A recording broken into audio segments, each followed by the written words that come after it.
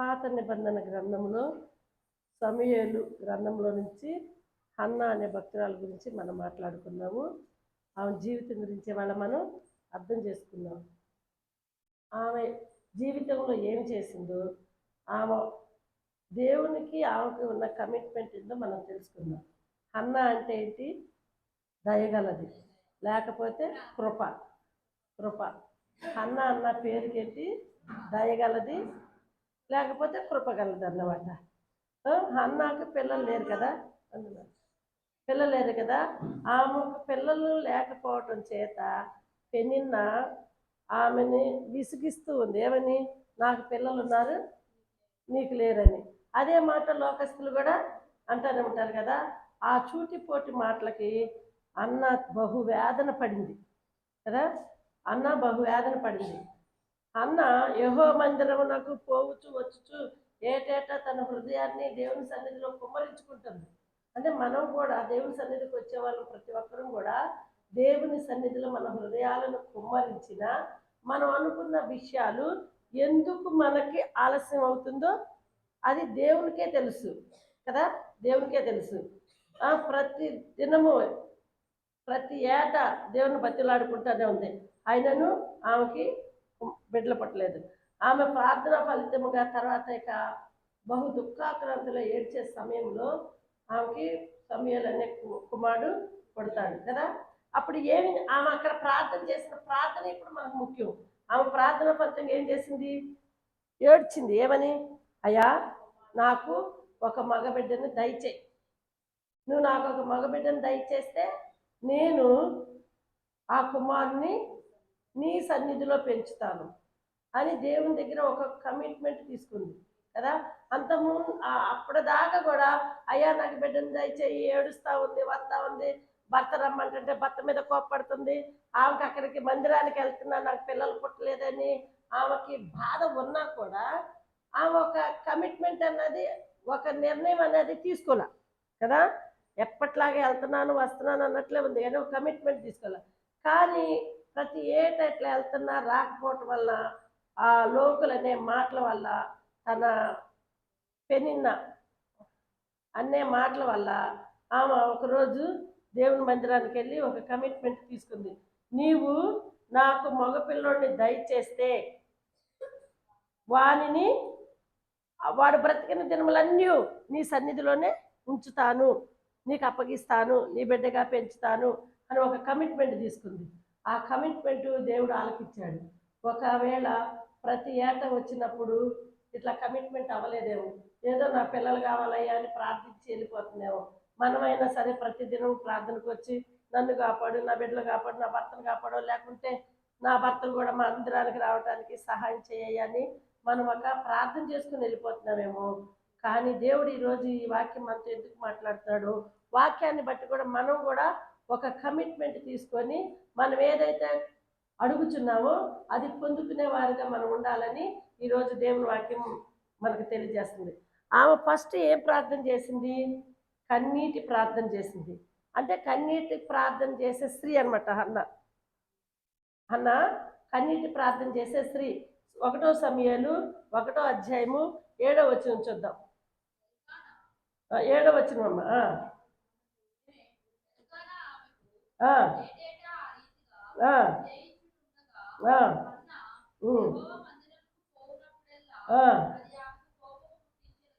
కనుక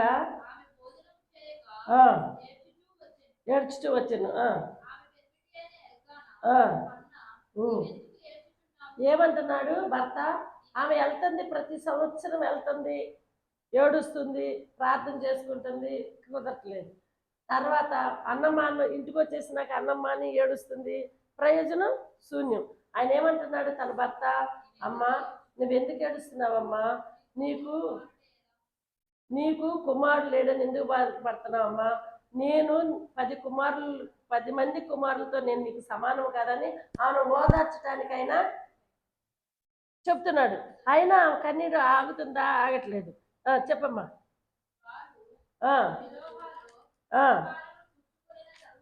8వ వచనం చదువు.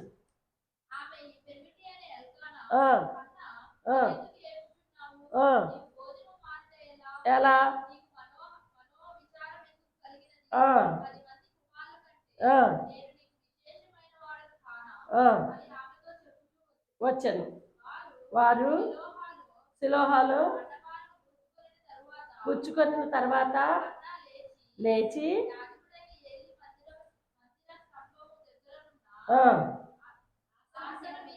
ఆసనం మీద ఆ, ఏం చేస్తుందంటే ఇప్పుడు ఆయన మాట్లాడుతున్నాడు, భోజనం తినలేదని తన భర్త ఓదార్చినా కూడా ఆమెకి ఏమైందంటే ఇంకా బాగా ఎక్కువ దుఃఖం అయిపోయి ఏం చేసింది, మందిరావరణంలోకి వెళ్ళి ఒక బహు దుఃఖాక్రాంతురాలై వచ్చి ఆయన సన్నిధికి ఏడ్చుచు, దేవా నాకు ఒక మగ శిశువును దయచేసిన ఎడల నీ దయచేసిన ఎడల ఆ బిడ్డను నీ మందిరంలో పెంచుతానని చెప్పి విచారంతో బాగా ఏడుస్తూ ఉంది. అప్పుడు దేవుడు ఏం చేశాడు, ఆ బిడ్డ ప్రార్థన ఆలకించాడు. అక్కడ ఆమె తీసుకున్న ఆమె ఇంత ముంగల నుంచి కూడా కన్నీటి ప్రార్థనతోనే ఉంది. కన్నీటి ప్రార్థన గల స్త్రీనే ఆవిడ. కానీ ఇక్కడ ఏం చేసింది, ఆ కన్నీటి ప్రార్థన అప్పటి నుంచి చూస్తున్న దేవుడు ఇక్కడికి వచ్చేళ్ళకి ఏం చేశాడు, ఒక కమిట్మెంట్ తీసుకుంది, ఒక మొక్కుబడి చేసుకుంది. ఏమని, నువ్వు నాకు మగబిడ్డను దయచేయి. అంత ముందు నాకు మగబిడ్డని అడగలేదేమో, నాకు పిల్లల్ని అయ్యా, నాకు పిల్లల్ని అయ్యా అందేమో. దేవుడితో మనం ఏది అడుగుతామో అది మనం అడిగింది ప్రతి ఒక్కటి క్లియర్గా ఉండాలి. ఇది కావాలన్నప్పుడు దాన్ని మెన్షన్ చేసి అడిగితేనే దేవుడు మనకు సహాయం చేస్తాడు.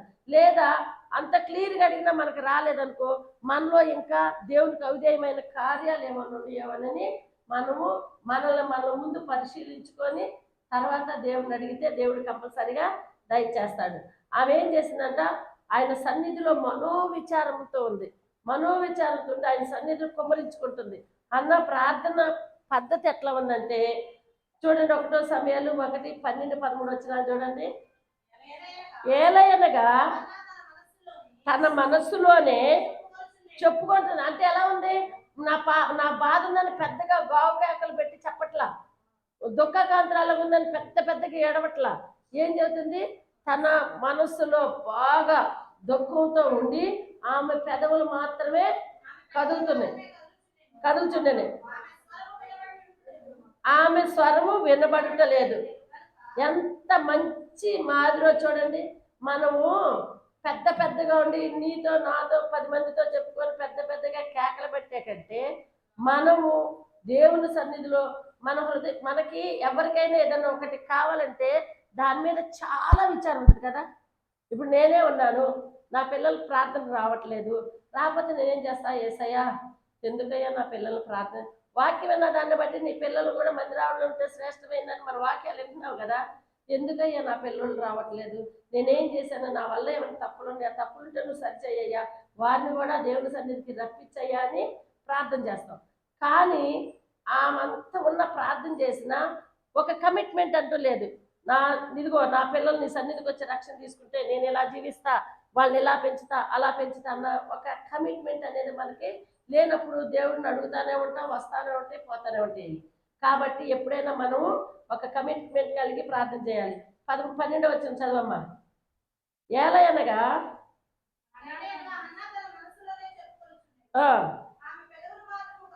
కదులుచుండెను, వినబడుట లేదు. అది ఆ స్వరం ఏంటి, అక్కడ మాట్లాడుతుంది కానీ దుఃఖం కలదై ఉంది, మనోవేదంతో ఉంది, పెదాలు మాత్రం కదులుతున్నాయి కానీ ఆమె స్వరం బయటకైతే వినపట్లేదు. కనుక ఏమనుకున్నారు దైవజనుడు, అమ్మో ఏమో బాగా తాగొచ్చి ఉంటుంది, ప్రార్థనకి మత్తురాలే ఉంది అంటే. అప్పుడు వాళ్ళు ద్రాక్షారసం తాగటం వాళ్ళకి అలవాటు కదా, దానివల్ల మత్తు వచ్చిందేమో. ఆయన అనుకుంటున్నాడు మనసులో, ఏమా మత్తురాలుగా వచ్చింది దేవుని సన్నిధికి, ఎంతసేపు ఉంటావమ్మా నువ్వు మత్తురాలు కానీ దాని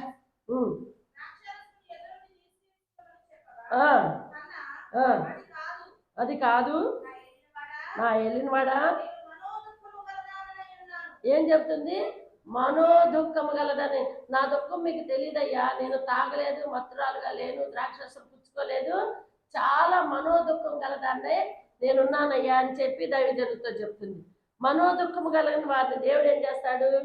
ఆ ప్రార్థన, ఆ జీవితాన్ని దేవుడు ఎప్పుడైనా చూస్తాడు. మనము శోధనలో ఉండి, వేదనలో ఉండి, బాధలో ఉండి, దేవునికి ఎప్పుడైతే మనం బాధలో ఉన్నప్పుడు ప్రార్థన చేస్తామో దేవుడు కంపల్సరిగా ఆ ప్రార్థన ఆలకిస్తాడు. ఆలకించి వారికి జవాబు దయచేస్తాడు. అలా దయచేసిన బిడ్డే సమూయేలు. కానీ సమూయేలు ఇంకా పాలు విడకు ముంగలే, పాలు విడకు ముంగలంటే 6 నెలలు 7 నెలలు తెలుగులేక 2 సంవత్సరాలు అనుకుందాం. మరి అంతలో ఆగలేరు.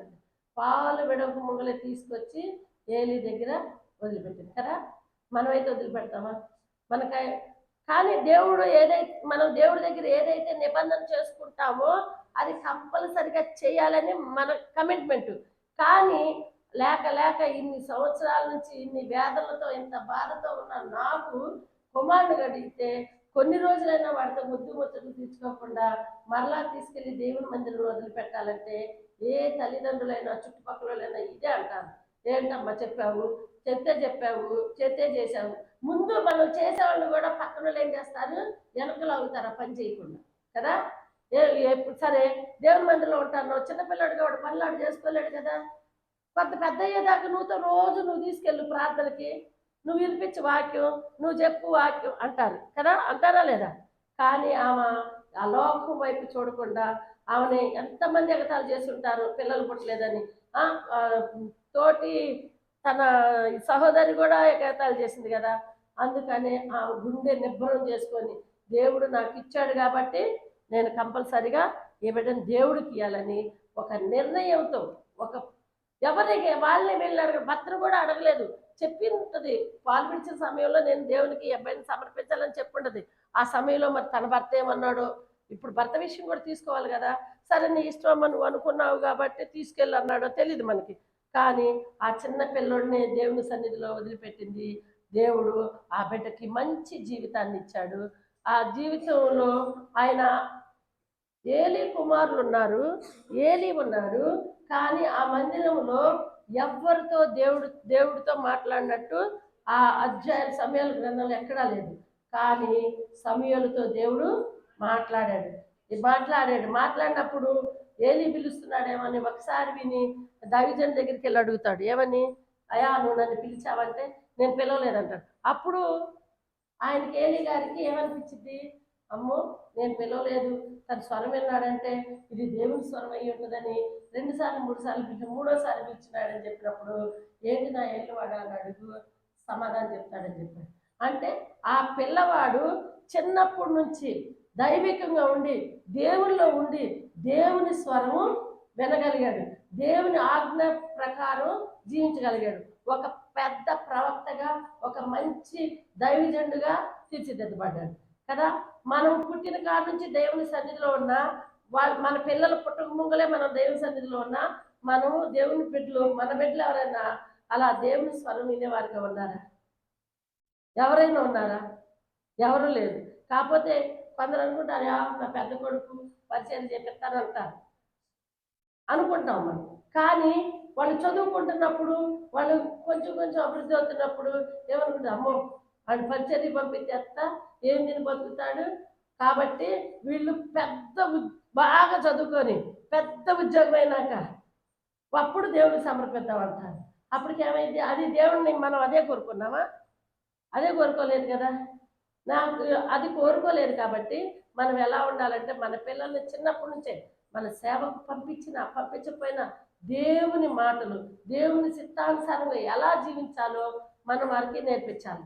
సరే మన పిల్లలు ఉన్నారనుకో, కొంచెం దైవికంగా ఉండి దేవుని బిడ్డలు, దేవునితో దేవుని పరిచర్యలో మనం పాలు పొందే వారు మన పిల్లలు ఉన్నారనుకో, ఇంటికాడ ఉంటాం కదా. మనం ఏదో ఒక అవసరం వచ్చారే అదేం పని లేదు అనుకోళ్ళు వచ్చేస్తారు, నువ్వు రా ఇంటికి రా అని పిలిపిస్తారు కదా. అప్పుడు వాళ్ళు చేసే పని మనం ఆటంకపరిచినట్టే కదా. అది కూడా మనకే దోషం. కాబట్టి దేవుని బిడ్డలుగా దేవునిలో ఉండాలని ప్రతి ఒక్కరూ మనం ప్రతిరోజు మనం వస్తున్నాం, మన సమయం అంతా ఇచ్చి వస్తున్నాం. ఇంటికాడ ఎన్నో పనులు ఉంటాయి, ఆ పనులన్నీ వదిలిపెట్టుకొని వస్తున్నాం. కానీ ఈ సంవత్సరం అనుకున్న మనం ఉపవాసం ఉంటున్నప్పుడు మన ఉపవాసంలో ఏమి మనం అనుకున్నాయి పొందుకోగలిగాం, మనం ఉపవాసం ఉండి మన బిడ్డల గురించి ఏమి తీర్మానం తీసుకున్నాం అన్నది మనం ఆలోచించాలి. మత్తయి సువార్త 6వ అధ్యాయము 5వ వచనం చూద్దాం. మరియు మీరు ప్రార్థన చేయునప్పుడు వేషధారుల వలె ఉండవద్దు. మనుషుల ఇప్పుడు మనము దేవుని సన్నిధికి వస్తున్నాము, మనం అనుకున్నాయి మనం పొందలేకపోతుంటే మనుషులకి చూసే వాళ్ళకి ఏమనిపించింది? వీళ్ళు పద్దాకల ప్రార్థనకి వెళ్తారమ్మా, ఏం ప్రయోజనం? వాళ్ళ ఇంట్లో అది ఉంది, వాళ్ళ ఇంట్లో ఇది ఉంది, ఆమెనో రక్త ఏమనో రక్త అంటారు కదా. అందుకని మనం ఎలా ఉండాలి?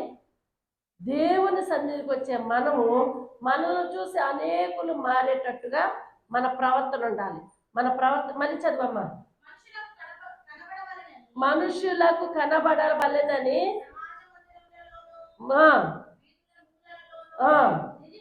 నిలిచి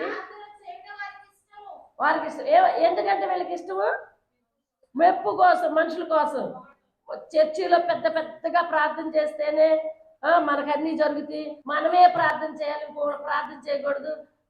ఇక్కడ కాదమ్మా, 4-5 మనుషులు ఉన్నప్పుడు వీధిలో వెళ్ళి అమ్మ నేను ప్రార్థన చేస్తాను మీకు అన్నీ ముందు మన కార్యాలు జరుగుతాయి కదా. బయట వాళ్ళకి వెళ్ళి చెప్తే మనం ఎవరైనా వినడానికి అలా చేయటం అంటే వాళ్ళకి ఏంటంట,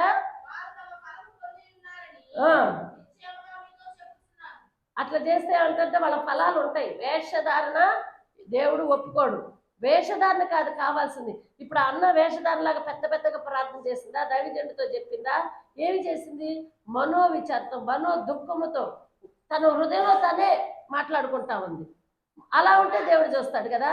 ఉపవాసం ఉన్నప్పుడు ప్రార్థన సమయం ఎట్లా ఉండాలంటే, మీ గదిలోనికి వెళ్ళి తలుపుకు గడియలు పెట్టి రహస్యమందు చూచుచున్న నీ దేవునికి వినపడేటట్టే ప్రార్థన చేయమన్నారు. పెద్దగా వినపడాలి, మనుషులు మెప్పు కావాలి, సంఘంలో మెప్పు కావాలి, వాళ్ళ మెప్పు కావాలి, వీళ్ళ మెప్పు కావాలని దేవుడు ఎప్పుడూ కోరుకోలేదు.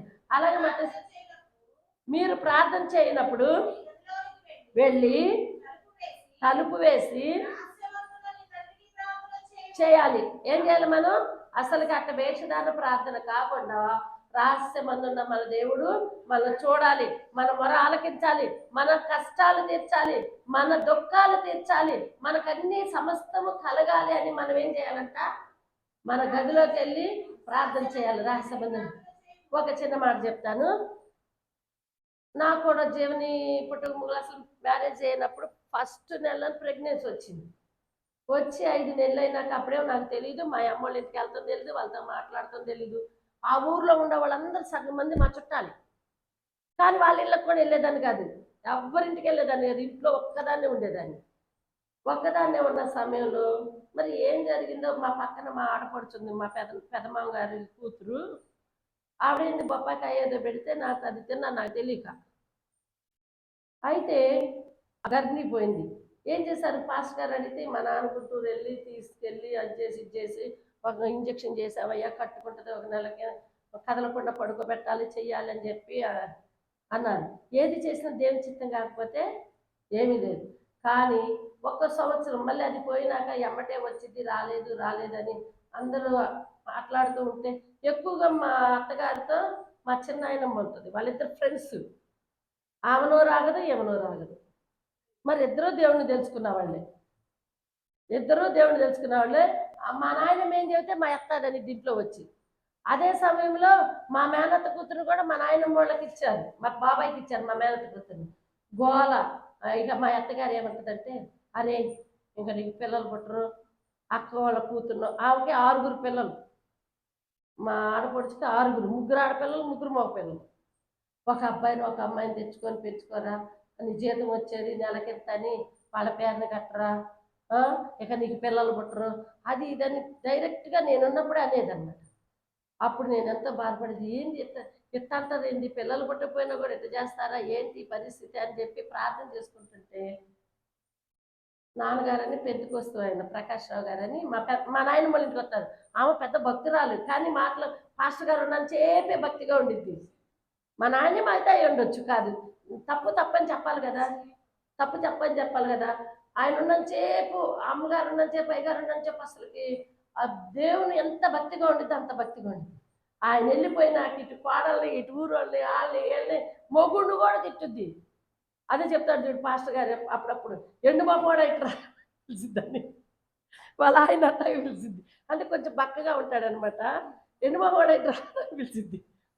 అట్లా జరుగుతున్నప్పుడు ఏంటి ఎంత ఇట్లా చేస్తే ఎంత అని చెప్పి వాళ్ళ ఇళ్ళకి వెళ్ళేదాన్ని కాదు, ఎవ్వరింటికి వెళ్ళేదాన్ని కాదు. పాస్టర్ గారు ఉంటే పాస్టర్ గారితో మాట్లాడతాం, లేకపోతే ఇంట్లో ఒక్కదాన్ని ఉండేదాన్ని. ఆఖరికి మా అత్త మామ గారితో కూడా మాట్లాడేదాన్ని. అప్పుడు ప్రకాష్ రావు అన్నయ్య వచ్చి, అమ్మ అదమ్మా ఇదమ్మా అని చెప్పి మా నాయనమ్మ నా దగ్గరికి వచ్చి, అమ్మాయి ఇక్కడ పలానా చోట వాళ్ళ ఇంటికాడ ప్రార్థన చదువుతుంది, రావే ఉపవాస ప్రార్థన పిల్లల కోసం. మీ మా అత్తతో ముందు చెప్పింది ఏమే పిల్లలు పుట్టలేదని వాళ్ళు తెచ్చుకోమని, మళ్ళీ ఇట్లా అంటుందే మీ అత్త వచ్చి మా దగ్గరికి రావే ప్రార్థనకు అని చెప్పి పిలిచేది. అయితే ఈయన డ్యూటీకి వెళ్ళాడు. వెళ్ళే ముందు రేపు ఇట్లా వెళ్తున్నానండి ప్రార్థనకు అని అడిగాను. అడిగితే సరే అమ్మాయి నీ ఇష్టం, వెళ్తే వెళ్ళు లేకపోతే లేదు, పిలిచింది అంటున్నావు కదా వెళ్ళు అన్నాడు. ఇంకా నేను ఆ రోజు ఉపవాసం ఉండి వెళ్ళాను. ఏమని, యేసయ్యా పిల్లల కోసం ప్రార్థన చేస్తున్నాను. నాకు ఈ అన్న చరిత్ర ఎట్లా తెలుసు అంటే, నేను ఫస్ట్గా చర్చికి వెళ్ళినప్పుడు, నాకు అంతకుముందు చర్చికి వెళ్తాను తెలియదుగా, బేతేలు మందిరం అని హెబ్రోన్ వాళ్ళది అక్కడ ఉంది, విజయవాడ చిట్టి నగర్లో ఉంది. అక్కడికి వెళ్ళినప్పుడు ఆయన చెప్పాడు వాక్యం అన్న గురించి, బిడ్డలు లేకపోతే ఏ రీతిగా, జనవరి 1 రోజు అది. మరి ఎందుకు చెప్పారు ఆ రోజు? అసలు ఆ వాక్యం నూతన సంవత్సరం గురించి కదా చెప్పాల్సింది, అన్న గురించి చెప్పాడు. నేను అదే ప్రార్థన చేసుకున్నాను, అయ్యా అన్నకు నువ్వు ప్రార్థన చేసుకుంటే బిడ్డలను ఇచ్చావు కదా, వీళ్ళందరూ ఇట్లా అంటున్నారు, ఒకళ్ళు నేను చేసిన దోషాలు ఉన్నాయేమో, నేను పూజలు చేశానేమో, దానివల్ల నాకు ఇట్లా గర్భిణీపోయిందేమో, ఇప్పుడే వీళ్ళందరూ ఇట్లా అంటున్నారు, నేనేం చెయ్యాలని చెప్పి ప్రార్థన చేసుకున్నాను. అసలు ఉపవాస ప్రార్థన చేసుకున్నాకి పిల్లలు పుట్టలేదు. అక్కడికి వెళ్ళి ప్రార్థనలో అట్లా ప్రార్థన చేసుకున్నానో లేదో దేవుని నాకు కడుపు పడింది. నాకు అప్పటి నుంచి ఏదైనా సరే ఎక్కడికి వెళ్ళినా ఇక దేవుని మీద ఒక గొప్ప నమ్మకం ఏర్పడింది అనమాట. అప్పుడే ఫస్ట్ నాకు దేవుని గురించి తెలుసుకోవడం ఏదైనా వచ్చినా వీళ్ళందరితో ఎవరితో చెప్పలేక, వీళ్ళందరూ చెప్తే తల ఒక మాట అంటారని చెప్పి ప్రార్థనే చేసుకుంటాను. అది నాకు నెరవేరబోతుందని నా మనసుకు అనిపించినప్పుడు పాస్టర్ గారితో చెప్పాను, అట్లా చేసుకున్నాను. అలాగే మనము ఎప్పుడైనా సరే దుఃఖంతో, నేను కూడా ఎంత ఏడ్చానో అసలు ఆ రోజు నా ఏడుపు నాకు ఒక్కదానికి తెలుసు, ఎవరికి తెలియదు. మా నాయనమ్మ ఉంది, మా అత్త వాళ్ళు ఉన్నారు, ఇంకా పక్కన మా మేనత్త కూతుళ్ళు వాళ్ళు కూడా ఉన్నారు, చాలా మంది వచ్చారు. ఉపవాస ప్రార్థన గృహంలో పెట్టామన్నమాట. వాళ్ళకి 25 సంవత్సరాలు పిల్లలు పుట్టక ప్రార్థన పెట్టుకుంటే ఉపవాస ప్రార్థన నుండి ప్రార్థన చేస్తే పుడతారని చెప్పారంట, అందుకని పెట్టుకున్నాను. ఇక అప్పటి నుంచి నాకు పెద్ద నమ్మకం అనమాట. ఆ రీతిగా అప్పుడు అనిపించింది, నిజమే కదా యేసయ్య, ఎంత దుఃఖంతో ఉంటే నువ్వు నాకు ఎంత సహాయం చేశావు, నేను పడిన దుఃఖం అంతా కూడా అన్న కూడా పడి ఉంటుంది కదా, అందుకే ఆ కుమారుడు ఇచ్చావు. నేను గట్టిగా అడగలేదేమో కుమారుడు కావాలి, నాకు పిల్ల పుడితే చాలు, నాకు గర్భం వస్తే చాలు అనుకున్నాను అయ్యా యేసయ్య, అందుకే నాకు ఆడపిల్లని ఇచ్చావా అని చెప్పి నేను అనుకునేదాన్ని అనమాట. మళ్ళీ అనుకునేదాన్ని ఏమని, చిన్నగా ఉండకూడదు పిల్లలు, అందరూ అంటారు కదా బక్కగా ఉంటారు, నువ్వు బక్కగా ఉన్నావు నీలాగే పడతారు, అది అనేవాళ్ళు. వద్దయ్యా, మంచి దృఢమైన కూతురు, ఎవరైనా కుమారుడైనా కుమార్తె అయినా పర్లేదు, మంచిగా దృఢంగా ఉన్న పిల్లలు కావాలయ్యా అని చెప్పి నేను ప్రార్థన చేసుకున్నా.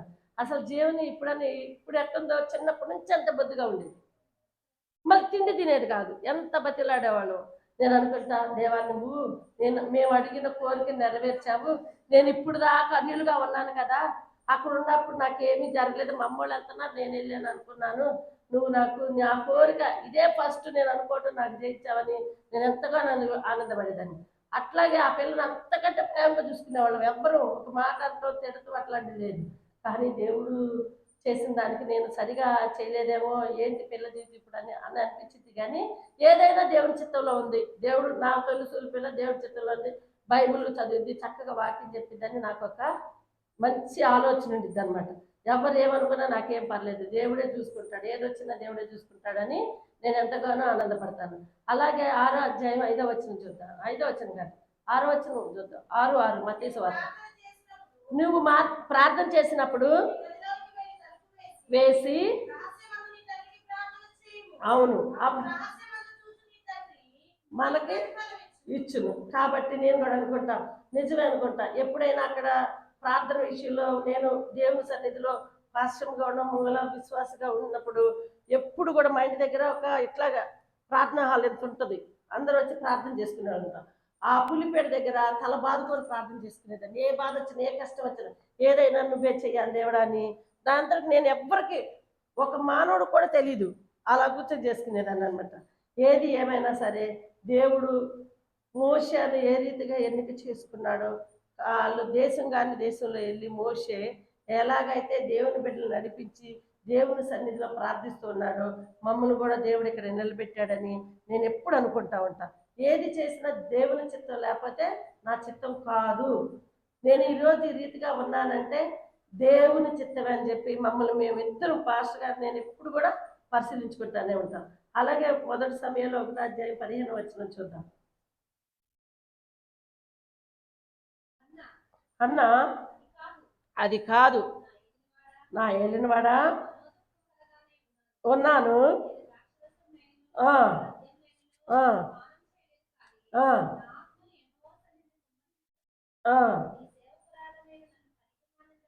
ఎంచవద్దు,